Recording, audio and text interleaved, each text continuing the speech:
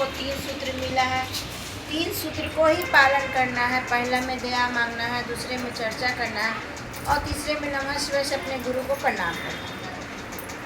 देखिए साहेब भैया ने कोई जिज्ञासा किया था, क्या शिव चर्चा में जाने से क्या वो शिव का शिष्य हो सकता है, या उपवन जाने से क्या वो शिव का शिष्य हो सकता है, या हरिंद्रनंद से जो देखा करेगा, उनसे बात करेगा, क्या वो शिव का शिष्य हो सकता है। तो साहेब ने बहुत सुंदर जवाब दिया, ये जो चर्चा में जो जाएगा, जो चर्चा करेगा, वो चर्चरिया ही बनकर रह जाएगा। जो चर्चा में जो भजन करेगा, वो भजनिया बनकर रह जाएगा।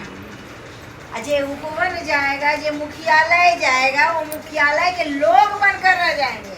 और जो हरिंद्रानंद से मिलने में आएगा, वो भी शिव का शिष्य नहीं हो सकते हैं। लेकिन जिस दिन हरिंद्रानंद के मन से जिस दिन मिल जाएगा, वो शिष्य का वो शिव हो जाएगा। कितना सुंदर बात बोला। अब इस बात पर हम लोग फोकस करिए कि साहेब ने बोला ना ही चर्चा करके हम लोग शिव का शिष्य हो सकते हैं, ना मुख्यालय के लोग आएंगे और यहाँ चर्चा करेंगे तो हम मुख्यालय के लोग में हम लोग रह जाएंगे। यानी कि किसी को नहीं दीदी भैया पकड़ना है, ना ही चर्चा को पकड़ना है, ना उपवन को पकड़ना, ना मुख्यालय के लोग को पकड़ना, ना साहेब श्री को पकड़ना। यानी साहेब श्री के जो अंदर में जो शिव बैठे हुए हैं, निराकार भाव, आप उनसे मिलिए, साहेब श्री का मन से मिलिए, तो शिष्य क्या शिव बन जाइएगा। कितना सुंदर सा बानी बोला है। हम लोग अभी क्या करते हैं, जो हम लोग अभी लोग देखते हैं दीदी भैया, आज दीदी भैया को पकड़ेंगे तो दीदी भैया का ही बानी बोलेंगे। और एक ने जिज्ञासा किया है कि क्या जो माने जो चोर रहता है, यदि उसका शिष्य रहेगा तो चोर ही कहलाएगा। जो दर्जी रहता है तो उसका शिष्य तो दर्जी कपड़ा सिलाना ही सिखाएगा ना। तो जो शिव का शिष्य होगा तो क्यों नहीं शिष्य भाव में हो रहा है। जो शिव का शिष्य है तो शिव का जैसा होना चाहिए, वो क्यों नहीं शिव का जैसा हो रहा है। मुझे जिज्ञासा आया था।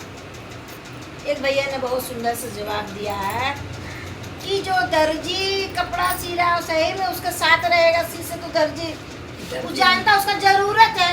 हम यदि सीखेंगे नहीं तो लोग को माने मेरा घर संसार चलेगा कैसे। और वो साकार रूप में दिख रहा है। जो चोर है वो चोरी करेगा तो चोरी करना ही सिखाएगा। लेकिन मेरे साहेब से क्या बोला, हमसे शरीर से नहीं मिलिए। जिस दिन शरीर से मिलिएगा तो आज है कल नहीं रहेगा, शरीर जल जाएगा, 5 तत्व में विलीन हो जाएगा। लेकिन जिस दिन मेरे निराकार भाव से मिलिएगा, मेरे मन से मिलिएगा, उस दिन शिष्य का शिव बन जाइएगा। यानी हम लोग में बहुत सारा कमी है कि हम लोग लोगों के पीछे दौड़ जाते हैं। हमको लोगों के पीछे नहीं जाना है। हमको किसके पीछे जाना है, हमको एक दूसरे को लोग को शिव नाम का दीप जलाएं, नए नए व्यक्ति को लोगों को माने शिव से जोड़ दे, इसके पीछे जाना है। और साहेब श्री तो बोलते हैं हमसे मन से मिलिए ना।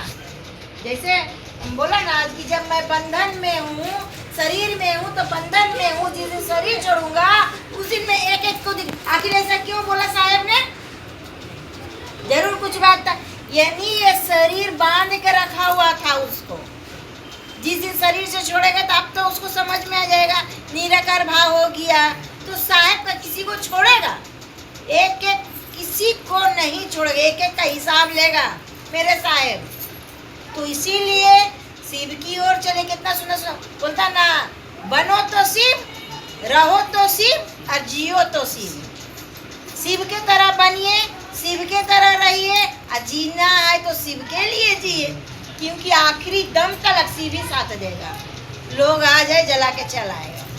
ये वो सही कहावत है, यही जला तो के बात है चले। गुरुबान। हम लोग को छोड़ के हम चला। लोग को निराकार भाव पकड़ते नहीं पकड़ाता है। हम लोग साकार जल्दी पकड़ लेते हैं। लेकिन हम लोग को निराकार को पकड़ना है तो कैसे पकड़िएगा? बोलता ना कि जब सबसे बातें कर रहे हैं तो अपना शिव की बात को करिए, आज यदि हम अकेला है तो शिव से बातें करिए। यही तो करना है, और तो कुछ करना है नहीं। तो